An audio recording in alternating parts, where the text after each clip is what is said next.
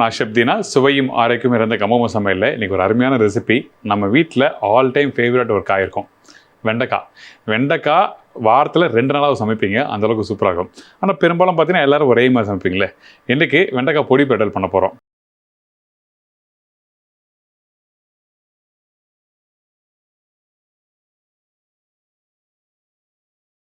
இந்த வெண்டைக்காய் பொடி பெட்டல் பார்த்தீங்கன்னா கொஞ்சம் புளி தண்ணி, கொஞ்சம் தோரம்பருப்பு, தேங்காய், கொஞ்சம் காஞ்ச மிளகாய் இதெல்லாம் வறுத்து அப்படி அந்த புளி தண்ணி வெண்டைக்காய் வெந்து வரும் பார்த்தீங்களா, அந்த டைமில் போட்டு மிக்ஸ் பண்ணி சாப்பிட்டா அப்பா வேறு லெவலில் இருக்கும். சூப்பரான ரெசிபி.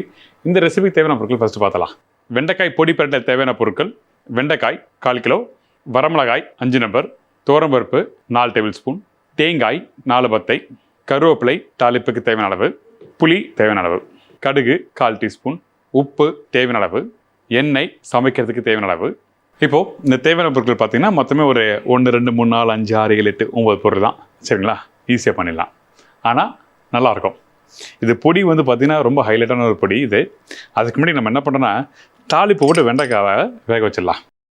பொடி பெட்டல் வந்து நான் இன்னொரு பொடி பெட்டல் பண்ணியிருப்பேன். அது வெண்டைக்காய் ஆயிலில் ஃப்ரை பண்ணிவிட்டு கொஞ்சம் கடலைப்பருப்பு உளுத்தம்பருப்பு இதெல்லாம் வறுத்து அதில் போட்டு மிக்ஸ் பண்ணுற மாதிரி பண்ணியிருப்போம். ஆனால் இது வேறு, இது ரொம்ப நல்லாயிருக்கும். இப்போ நம்ம என்ன பண்ணுறோன்னா இந்த கடுகு இதில் போட போகிறேன். அதுக்கு முன்னாடி வெண்டைக்காவை இந்த மாதிரி சைஸில் கட் பண்ணி எடுத்து வச்சுக்கோங்க. இந்த பக்குவத்தில் இதை நீங்கள் வதக்கிட்டீங்கன்னா இதில் பாதி கப் ஆகிடும். ஸோ அதுக்கேற்ற மாதிரி நீங்கள் எவ்வளோ தேவையோ நீங்கள் பண்ணிக்கலாம். இப்போ நம்ம என்ன பண்ணுறோம், இந்த கடுகு தாளிப்பை போடுறேன். இந்த கடுகு நல்லா பொரிஞ்ச டைமில் நம்ம என்ன பண்ணுறோன்னா கொஞ்சம் அந்த வெண்டைக்காய் போடுறோம், கருவேப்பிலை போடுறோம், மஞ்சத்தூள் போடுறோம். இந்த காய் நல்லா வேகட்டுன்னு சொல்லிட்டு அதுக்கப்புறம் புளி தண்ணி போட்டு திருப்பி குக் பண்ணுறோம். சரிங்களா, இப்போ அந்த வெண்டைக்காவை நம்ம போடலாம். அந்த பிசு தன்மை போகணும், அதான் விஷயம், வேறு எதுவுமே இல்லை. 2 கருவேப்பிலை, கொஞ்சம் மஞ்சத்தூள், கையோட உப்பு போட்டுருங்க. சரிங்களா, இந்த உப்பு போட்டு ஒரு 2 செகண்ட் அந்த எண்ணெயில் நல்லா வதக்கலாம்.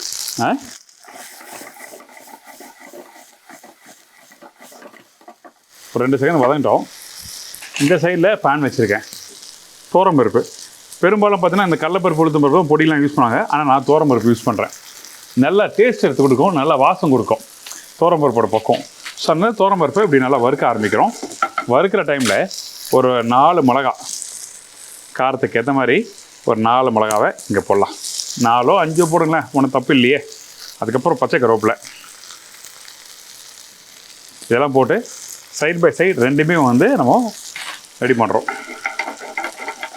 அப்பப்போ வெண்டைக்காவை நம்ம மிக்ஸ் பண்ணி விடணும். சரிங்களா, இந்த மாதிரி வெண்டைக்காய் அப்படி மிக்ஸ் பண்ணும்போது என்ன ஆகுனா அந்த வெண்டைக்காயில் இருக்க அந்த பிசு தன்மை வந்து கம்மியாகும். அதனால தான் நம்ம வந்து வெண்டைக்காவை இப்படி வதக்குறோம். இப்போது இந்த தோரம்பருப்பு லைட்டாக வறுத்து வர டைமில் நம்ம என்ன பண்ணோம், இந்த தேங்காவை போடுறோம்.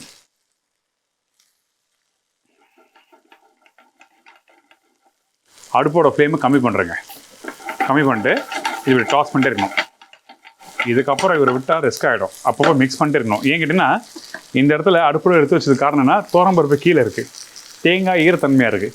அப்படியே விட்டால் தோரம்பருப்பு கலர் மாறிடும். அதனால் நம்ம என்ன பண்ணோம்னா அப்போ இப்படி எடுத்து லைட்டாக அப்படி மிக்ஸ் பண்ணி நம்ம மிக்ஸ் பண்ணணும். சரிங்களா, இப்போ இந்த சைடில் வெண்டைக்காய் ரெடி ஆகிட்டு இருக்குல்ல, இந்த வெண்டைக்காவை இந்த புளி தண்ணியை போட்டு லைட்டாக குக் பண்ணுறோம்.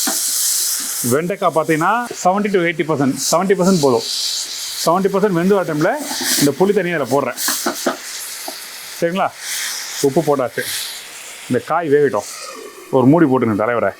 அடுப்போட ஃப்ளேமை கம்மி பண்ணுங்கள். இதுக்கப்புறம் நீங்கள் திருப்பியும் இதை வறுக்க ஆரம்பிக்கிறோம். ஏன் இப்படி பண்ணுன்னா அந்த தேங்காயில் இருக்க அந்த ஈரத்தன்மை போனால் தான் நல்லாயிருக்கும். இதை நீங்கள் வச்சு நீங்கள் சாப்பிட்றேன்னா தேங்காய் தனியாக வறுக்கணும். அதாவது இந்த பொடியை வந்து இன்கேஸ் அதிகமாகிடுச்சு, லெஃப்ட் ஓவர் ஆகிடுச்சு, நெக்ஸ்ட் டைம் யூஸ் பண்ணலாம் அப்படின்னு நினச்சின்னா அந்த டைமில் தேங்காய் தனியாக வறுத்துங்க. இல்லை இப்பயே காலி பண்ண போனால் ஒன்றா போட்டு வறுத்து நீங்கள் யூஸ் பண்ணிக்கலாம்.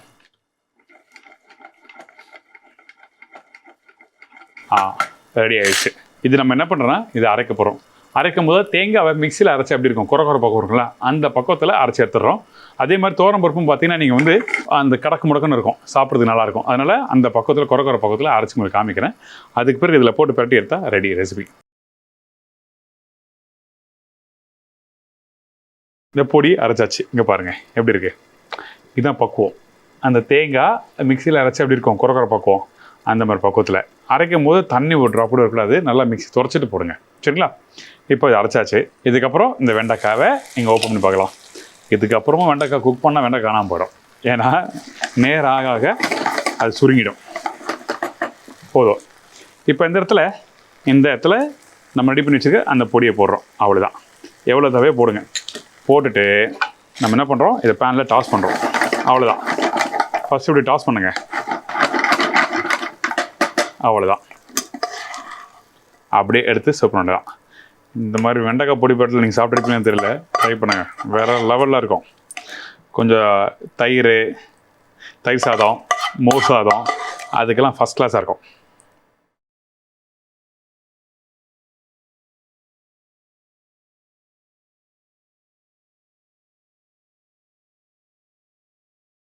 நீங்கள் ஒன்று எடுத்து சாப்பிட்டீங்கன்னா அந்த புளிப்பு, அந்த மசாலா எல்லாம் சேர்த்து சாப்பிடும்போது ரொம்ப ஃபஸ்ட் கிளாஸாக இருக்கும். ட்ரை பண்ணி பாருங்கள்.